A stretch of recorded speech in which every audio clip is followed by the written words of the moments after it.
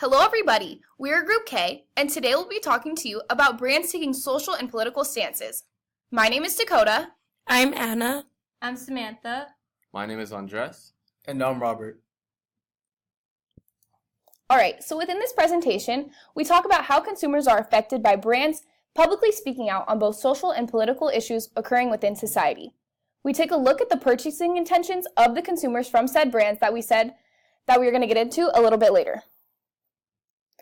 So diving into the motivation of our project, this particular subject stemmed from a recent event that happened in pop culture regarding Colin Kaepernick, in which Nike released a controversial ad campaign. By launching this campaign, they publicly announced their support for Kaepernick's protest that involved kneeling during the national anthem in a fight against police brutality, thus causing many mixed reviews worldwide. The ad read, "Believe in something, even if it means sacrificing everything." Today, we are starting to see more and more brands voice their morals and values, just as Nike did. But with that, it has the potential to make or break not only their profits, but also their company image as a whole. Moving into background information, gaining some secondary background information within this topic, we found that in this recent Nike controversy, consumers called for a Nike boycott on social media due to Nike using Colin Kaepernick as the face of their campaign. This overall problem is that boycotters are disappointed that Nike is standing with Kaepernick throughout his protest against the police brutality, thus being publicized on the NFL. Those participating in this boycott posted videos of themselves burning their Nike products, just as you can see within this GIF, and voiced their concerns of Nike's morals and views. We found that Nike was not the only company that has publicly spoken out on behalf of their social and political views. So CEO of Levi Strauss, Chris Berg, said in an interview, "My personal view is that companies have an obligation to make the world a better place. They have to do more than just make a profit." After making the statement, the company dedicated $1 million to support nonprofit businesses that are working to end gun violence across the country.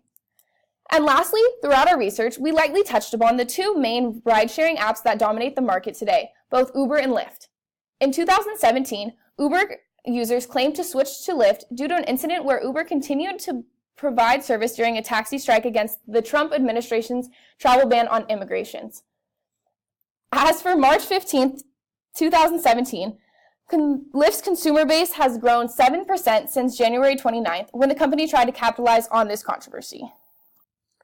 Based off the background information and recent events, we decided to research consumer behavior towards brands who are publicly involved in political and social issues. Our research questions were, how are consumers affected by brands' social and political stances? As well as, do consumers' political perceptions of brands relate to their intentions of purchasing said brands? We hypothesized that age and political affiliations will affect how consumers react to brands taking social and political stances.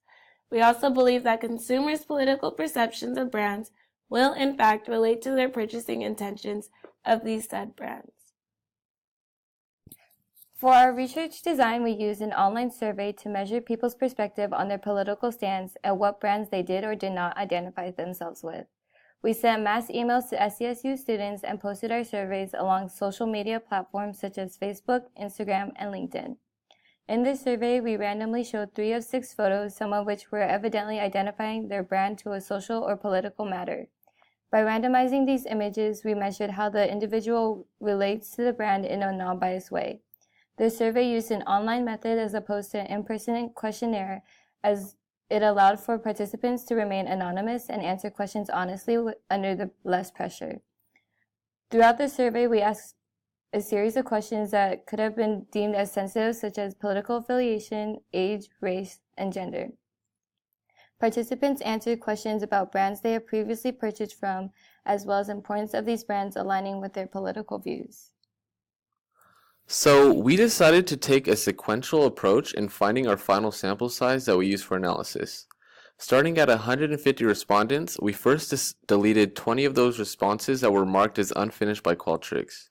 There were also 2 respondents who did not pass our age screening question, so we left them out of the table. We then noticed some of our respondents finished within less than 30 seconds and decided to delete 2 of those responses as well.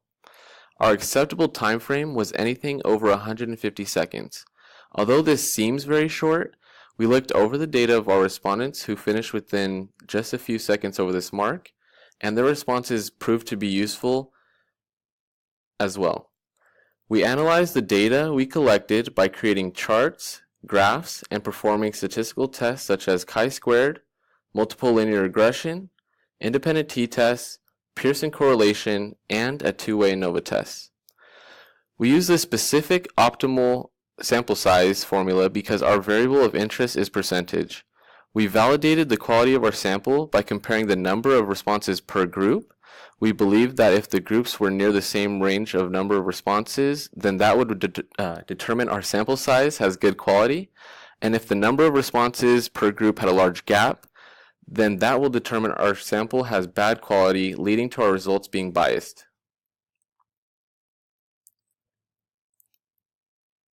So next up, upon cleaning the data out of SPSS, we divided the data by age group and political affiliation.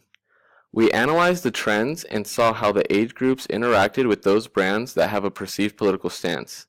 Along with this, we also broke down the data based on political parties, so companies can see how a political party interacts with their brands that have a perceived political stance.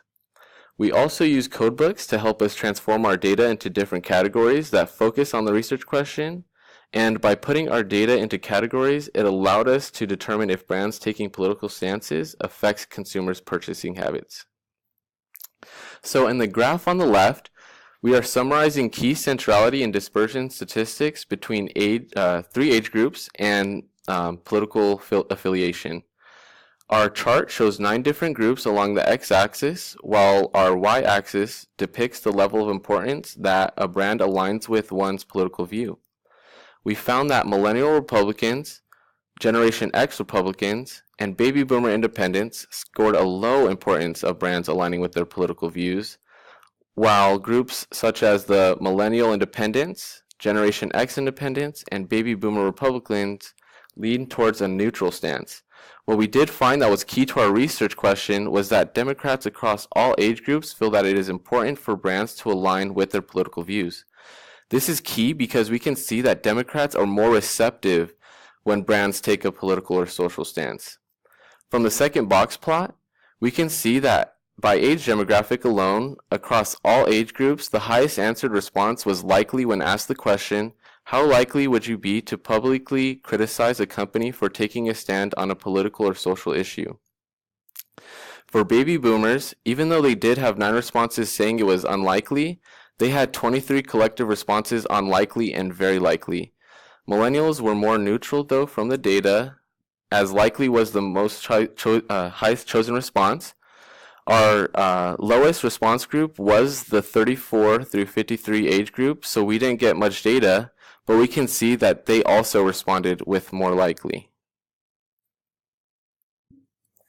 All right, so our findings were based around a section in our survey in which respondents were presented one of 2 versions of advertisements. To prevent order bias, our respondents were randomly shown one of the 2 versions for each brand. We had Nike, Ben & Jerry's, and Levi's.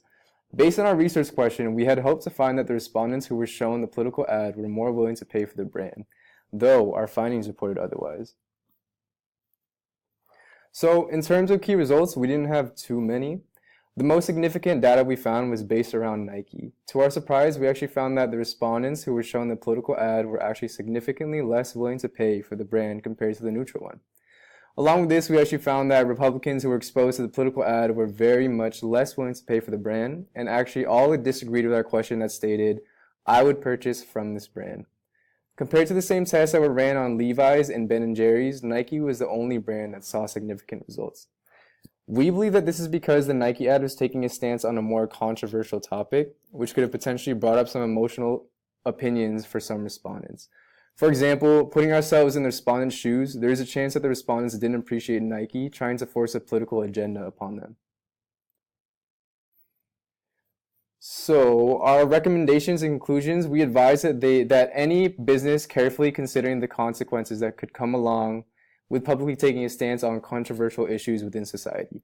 Larger companies such as Nike may be able to withstand the backlash that could be associated with this decision, but medium to smaller companies may not have the customer base or revenue stream to do so.